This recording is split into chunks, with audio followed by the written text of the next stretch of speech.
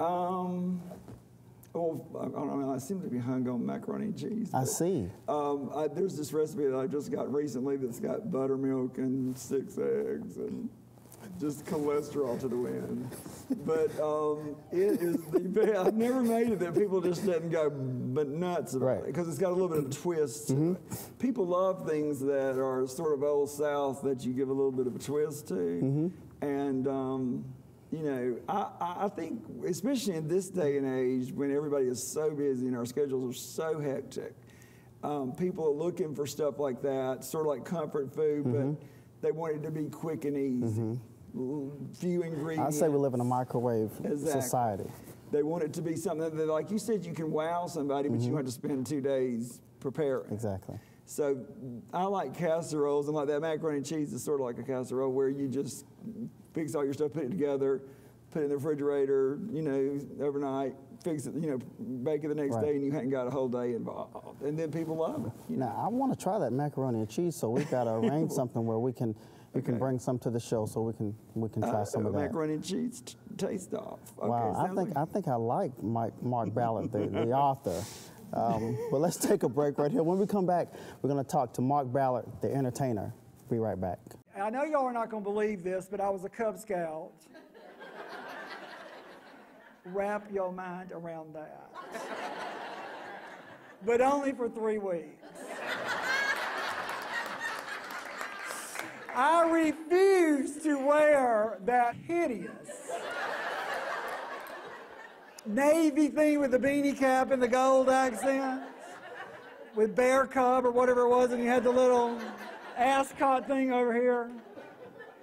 And you had to wear it to school that whole day if you had it that afternoon. So I decided that wasn't going to work with me. The first week we just had organization. I thought, okay, this is boring, but I can deal with it. The second week we made drums. We all had to bring a Maxwell House coffee can. We were studying about some kind of history that I was like, and then they said a craft project, and I was like, so I got mine. It's like, let's make a drum. Okay, I'm up.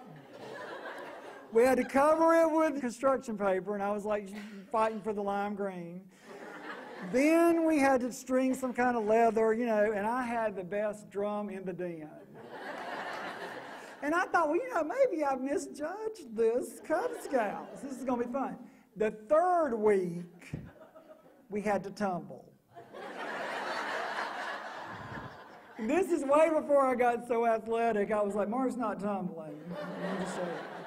So I did exactly what y'all would do. I befriended the den mother, if you will, and said, you know, I'll use my charm and my hotness. And said, you know what? I had the best drum last week. I'm a real good negotiator. I was like, just check that I tumbled. And I had her convinced until her son got into the picture. He overheard me and said, you know what, Mark, you didn't tumble. And I said, well, if you want to get right down to it, you didn't make a drum. I saw yours last week. You know, we had turned in the drums the week before, so we're able to take them home. They've been great. I did get the best. So here I am starting my journey home, thinking I'm not going to do this. It's a tumble. I'm trying to concoct a story that I can tell Mother that I'm not doing it. When out of the blue, my prayers got answered. A big old black Doberman Pinscher sprang out of nowhere, attached itself to my behind, bit a plug out of me, hurled me, can't you just see it? Navy gold, Navy gold, Navy gold. My little bear thing fell off. I was like, I've lost part of my outfit. My drum is going one way. The first thing that crossed my mind is this takes care of my problem. I took it as a personal sign from God to get out of Cub Scout. And that's exactly what I did. If you're just joining us, we're hanging out with Mark Ballard. We talked about Mark Ballard, the artist. We went to a next segment, talked with Mark Ballard, the author. Now we're going to talk to Mark Ballard, the entertainer. I wish you could have been with us during the break, that's when you really had some really good footage. But Mark, how did you get your start in television? Everything with me has been so, I was fascinated about you saying that God told you to do the show. Everything with me has happened. I think everything happens for a reason. I'm that kind of person. Mm-hmm. I also believe in what goes around comes around. I'm a real advocate of the circle of goodness. Mm-hmm. I had decorated a Christmas tree for Dale Ward. Mm-hmm. And you probably don't remember her. Do you remember her? And she used to have a big show here. Right. A talk show, and every Christmas she would get me to come on her set and do very much like this, and I'd do a tree, decorate a tree. So one Christmas she asked somebody, was like, why don't you just let him have a segment? Because everybody was interested in, that was when all that, this is what, 15 years ago, that's when everything was booming with the arts and crafts and stuff. So they said, let's give him 2 minutes. Well, as you know on TV, when you're creating something, 2 minutes is not much at all, right? So the first thing I did the next Saturday was do a wrapped, what I call a Hollywood box. That was, had it real pretty. Those boxes when you're on TV and somebody gives somebody a gift and they just take the top off. You don't have to tear into it. It stays beautiful. Right. That's what I call a Hollywood box. And I mean, we didn't even get the paper on the box. It was like gone. And so people just went ballistic, like, give him more time.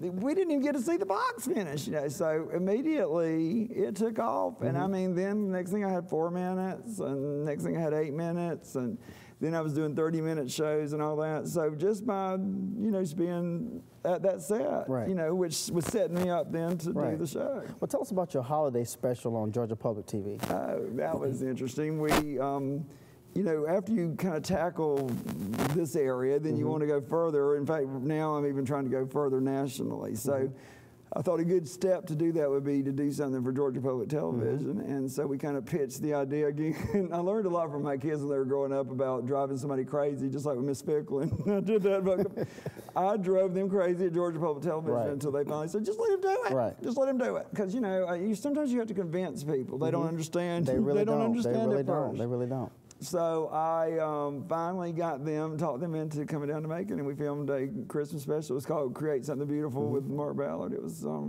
really well received. And, the good thing about that is they do all the ratings of who, they know exactly who watched. So, they can tell you. A lot of people think I have like a primarily female audience, but, it's not always the case. There's a lot of men that watch. And I think the reason that men used to like my Saturday show is because of the humor.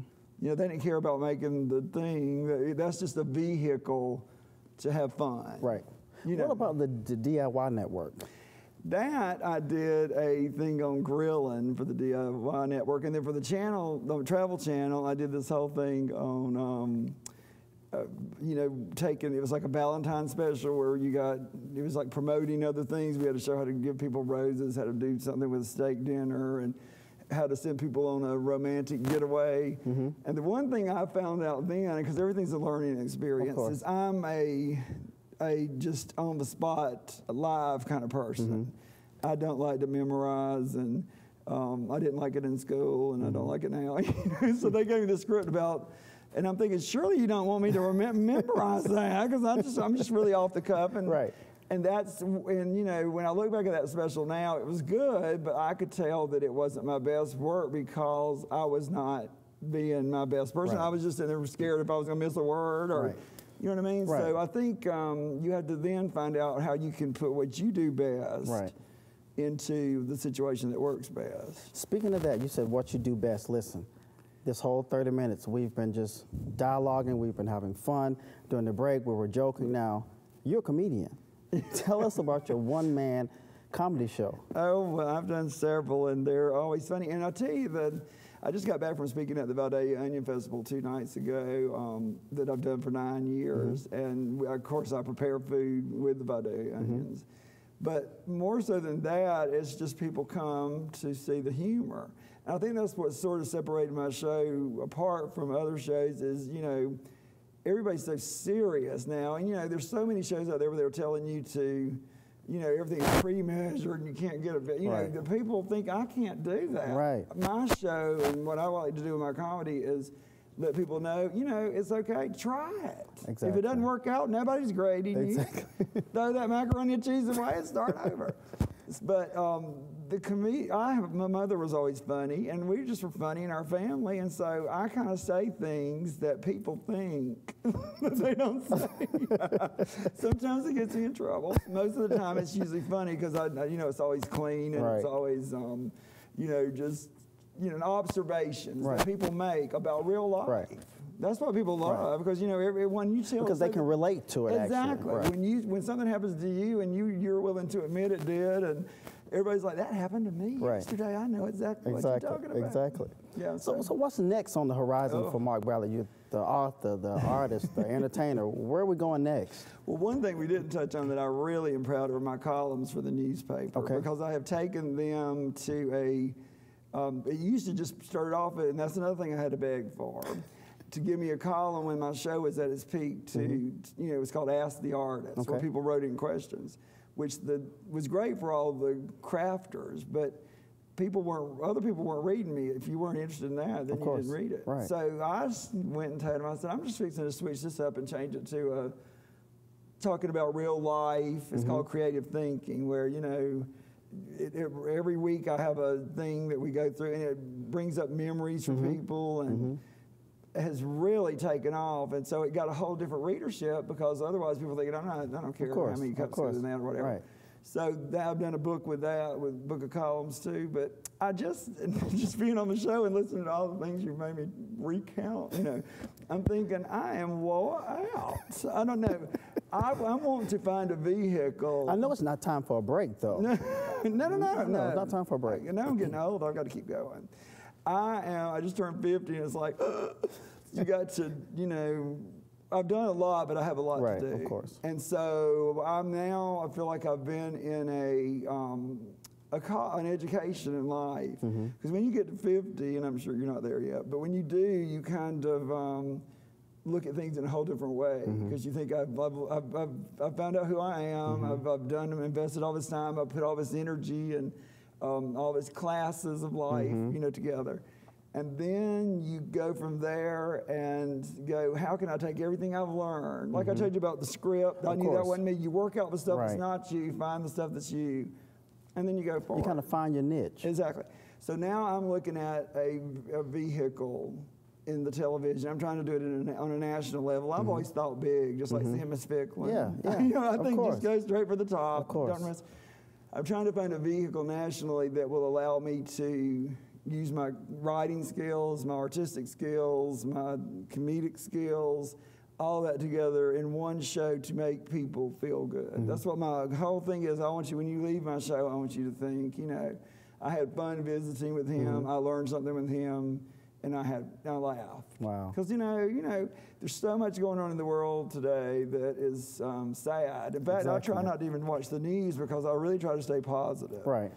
And, things that are out of our control, it drives my wife crazy. Like, do you know that happened today? And I'm like, because it helps you. I try to stay positive and focused. Because that's what I feel like my goal is to use creativity and all that sort of stuff to turn around and make somebody else's day. Right, and we need more of that, actually. Yeah.